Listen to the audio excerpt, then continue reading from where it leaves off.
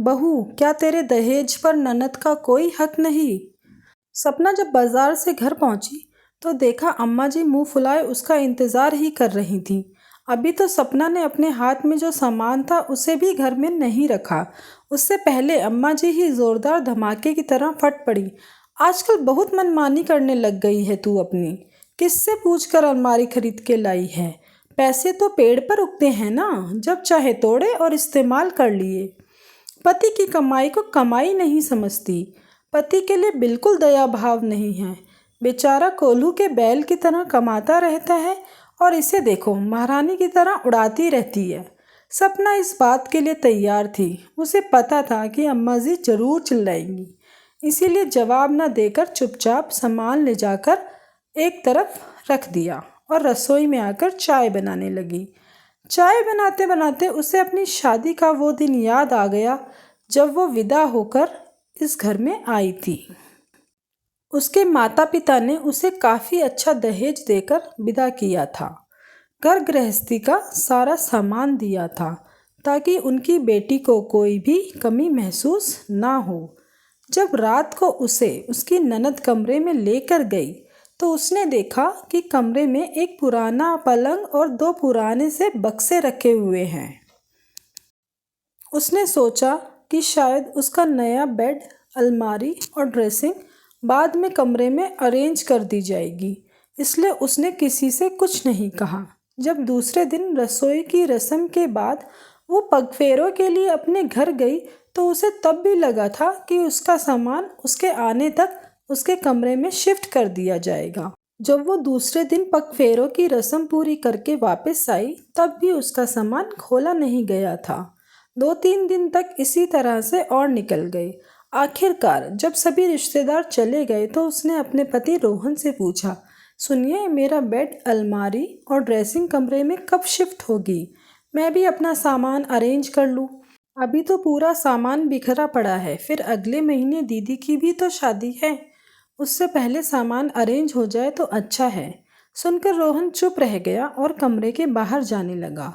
इतने में अम्मा जी कमरे में आ गई और आते ही बोली, बहू, मैं तुझसे कुछ ज़रूरी बात करने आई हूँ। अब तू इस घर की सदस्य है और तुझे पता ही है कि अगले महीने तेरी ननद की शादी है। अब बेटा, 2-2 शादी का खर्चा हो गया। अभी तुम्हारी शादी हुई है और 1 महीने बाद तुम्हारी ननद की होगी, तो मैं सोच रही हूँ कि उसका दहेज क्यों खरीदूँ। तुम्हारा इतना दहेज आया है तो इसी में से ज़रूरी सामान दे देती हूँ, इसलिए अभी तक तुम्हारा सामान नहीं खोला है। सपना ने अम्मा जी की बात सुनकर रोहन की तरफ देखा तो रोहन ने अम्मा जी से कहा, माँ, एक काम करते हैं, अभी छुटकी को कम दहेज दे देते हैं, बाद में जब फुर्सत होगी तो 30 त्योहार पर कुछ ना कुछ दे देंगे। पर सपना का सामान उसके माता पिता ने भी तो बड़े अरमान के साथ उसे दिया है, उसे रहने दो। रोहन की बात सुनकर अम्मा जी तुनकते हुए बोली, अरे ऐसे कैसे अपनी बहन को कम दान दहेज के साथ विदा करेगा? उसके ससुराल में उसका क्या मान रह जाएगा? लेकिन अम्मा, मेरी बात तो सुनो, सपना को भी तो इस सामान की ज़रूरत है। हाँ, तो मैं कब मना कर रही हूँ? सपना के लिए हम बाद में और ख़रीद लेंगे ना, मना थोड़ी ना कर रही हूँ। धीरे धीरे दोनों माँ बेटे के बीच बहस बढ़ती लगी तो सपना ने कहा, कोई बात नहीं है, आप ये सामान दीदी को दे दीजिए, मेरे लिए फिर बाद में ले लिया जाएगा। सपना के ऐसा कहते ही अम्मा जी खुश हो गईं और वो सारा सामान ऐसे के ऐसे पैक रखे रहने दिया गया, जिसे अगले महीने में ननद की शादी में दे दिया गया। और सपना के कमरे में रखवा दिए गए वो 2 पुराने से बक्से, जिसमें उसका सामान ही मुश्किल से आ पाता था। आज इस बात को भी 2 साल हो चुके हैं, लेकिन आज तक न अलमारी आई न दूसरा सामान। कई बार सपना कह चुकी, लेकिन अम्मा जी हर बार टांग अड़ा देती। इसीलिए इस बार सपना ने रोहन से पैसे लेकर बिना अम्मा जी को बताए खुद ही जाकर अलमारी बुक कर दी। जब चाय उबलने लगी तो 2 कप में छानकर बाहर लेकर आई। 1 कप अम्मा जी को पकड़ा दिया और दूसरा कप खुद लेकर बैठ गई। उसे इतना शांतिपूर्वक बैठकर चाय पीते देखकर अम्मा जी से उसकी शांति बर्दाश्त न हुई। आखिर वापस तमतमाती हुई बोली, अरे तुझसे ही पूछ रही हूँ, किसी और से नहीं। किससे पूछकर तूने अलमारी खरीदी? अच्छा, अलमारी पहुँचा दी उन लोगों ने? ज़रा मैं भी तो देखूँ। अलमारी सही से पहुंची या नहीं, कहकर सपना उठी और अपने कमरे में आकर देखा तो अलमारी आ चुकी थी। वो अलमारी के पास गई और उसे खोलने लगी। इतने में अम्मा जी उसके पीछे पीछे उसके कमरे में आ गई। उसे अलमारी खोलकर उसका मुआयना करते देख फिर बोली, बड़ी बेशरम है रे तू। तो यहाँ सास तुझसे सवाल पर सवाल किए जा रही है, बजाय उसका जवाब देने के अपने ही काम में लगी हुई है। अगर अलमारी का दीदार कर लिया हो तो पलटकर अपनी सास को भी जवाब दे दे। किससे पूछकर ये तू अलमारी लेकर आई है? इसमें पूछना क्या है अम्मा जी? मुझे अलमारी की ज़रूरत थी और मेरे कमरे का सामान बिखरा रहता था, इसीलिए अलमारी लेकर आई हूँ। अच्छी क्वालिटी की है ना? रंग तो बढ़िया लगा ना आपको? आखिर खुद जाकर पसंद करके आई हूँ। उसकी बात सुनकर अम्मा जी और चिढ़ गईं। फालतू का पैसा खर्च कर दिया। मेरा बेटा इतनी मेहनत करके कमाता है और इसे देखो बस उड़ाने में लगी रहती है। अरे पिछले 2 साल से भी तो सामान रखने में आ ही रहा था ना, फिर अचानक क्या हो गया? और ये 2 बक्से दे तो रखे हैं तुझे सामान रखने के लिए, फिर क्या परेशानी है?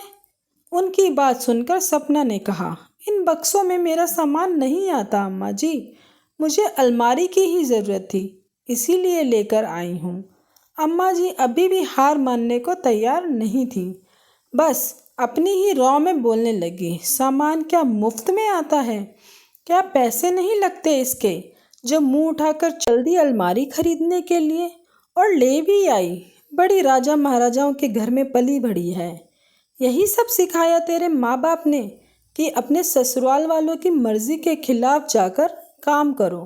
बस कीजिए अम्मा जी, आपके बेटे की कमाई में से अलमारी क्या खरीद ली? आप तो मुझे सुनाई जा रही हैं। क्या मेरे पति की कमाई पर मेरा थोड़ा भी सा भी हक नहीं है? अलमारी की मुझे कितनी ज़रूरत है?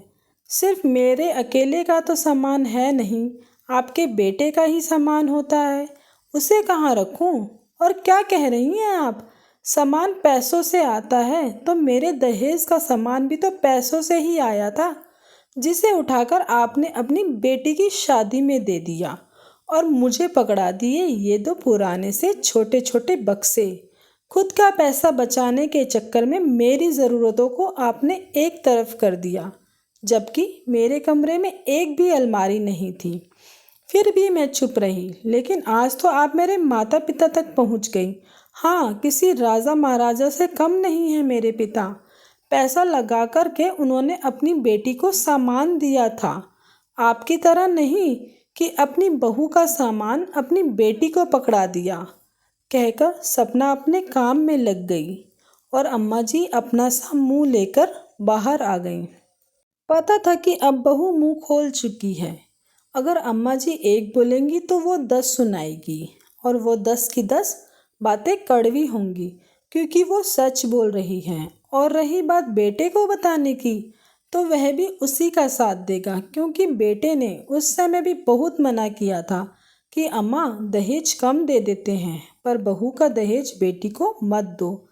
पर बेटी की ससुराल में झूठी शान रखने के लिए आखिर बहू का सारा दहेज उन्होंने ज़बरदस्ती अपनी बेटी को दे दिया।